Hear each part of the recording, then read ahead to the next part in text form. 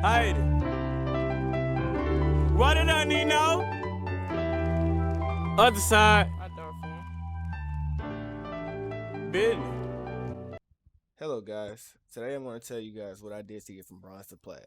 It took me about a month to grind from bronze to plat. I started at gold 1, went all the way down to bronze 3, and I'm working my way back up to plat 1. And today I'm going to cover a few topics such as my warm-up, how I warm up, crosshair placement, shooting through smokes, and also if you're having a bad game, how to help your team. Okay, so now I'm going to talk about my warm-up. So what I do to warm up is I usually do go and do Kovacs or Aim Lab. Kovacs you have to pay for, but Aim Lab is free. I usually get about 15 to 20 minutes of that in before I warm up. I know you should probably do it a little bit longer, but I usually do a couple routines that I have. So it's good to make your own routines and stuff that you feel like will help you. There's tons of stuff on Kovacs, tons of stuff on Aim Lab that can help you. You can even create custom things on Aim Lab. So yeah, and in Kovacs. So that's what I do to warm up. Then I come into the range and I do, so the first thing I do is I start and I shoot a couple bots in the head, just to get my aim warmed up. Then I go and I do the setting on medium, and then I do it on hard. I usually like to get 15 on both before I go into a death match. But after I do both of those, I do a routine where I use a Phoenix flash around the corner to shoot at bots, so that while there's still flash to shoot at them. This just makes it where I can work on my reaction time a little bit and being able to get headshots that way. Then I go and do a death match. I usually like to win one before I actually play a real game. So it usually takes me about 2 to 3 shots to win one, or at least get top 2 or 3. Sometimes my aim's really on, I'll win the first one, but I still want to do a couple just to try out my aim and get warmed up. And then only then do I go into real games, competitive games. Okay, so to get started, I'm gonna show you a couple spots that I like to hold my crosshair. Starting with here, B window. If you look at what I'm doing here, I'm giving myself enough space to react to the player coming into my screen. A lot of players hold their crosshair entirely too close to certain openings. So what I like to do is give myself some space to when I see them, I can then shoot, and it gives me reaction time. Here I am showing how if you are on A and you are waiting on someone to flank, this is a good spot to hold. I'll show you a clip of me getting a kill here. If you see, I understand that the elevation is different, so that I need to hold my crosshair where I will see their head. Understanding elevation is big because a lot of the times you'll think, oh wow, why didn't I hit him in the head? Well, sometimes the elevation is why you didn't hit him in the head, or why you didn't hit them where you wanted to hit them. Here I will be showing what I like to do when I hold my crosshair when I'm peeking a corner or going around a corner. I like to hold it a little out, like I said, for reaction time and towards the head.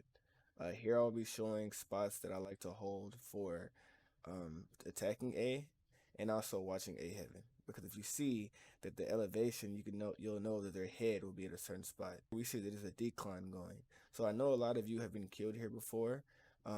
So I know that this is a spot that a lot of people need to understand, that you don't need to hold your crosshair too high. You have to hold it a little lower because they're de-elevated compared to you. This is how I hold my long when I'm trying to pick this corner. I like to get in this little corner and hold it here because that's what their head will be.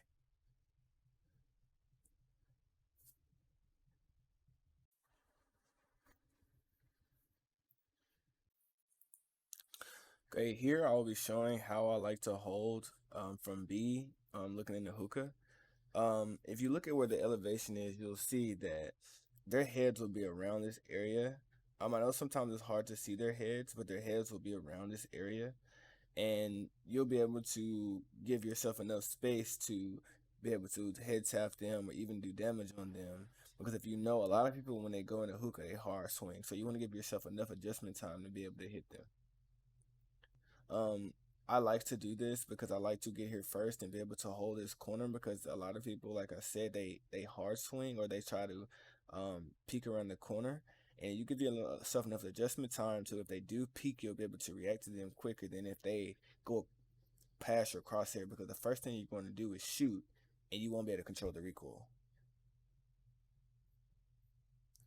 Okay, here is how I like to hold this spot from them peeking. If you see that, you can see that their head is aligned with this little different coloration in the wall.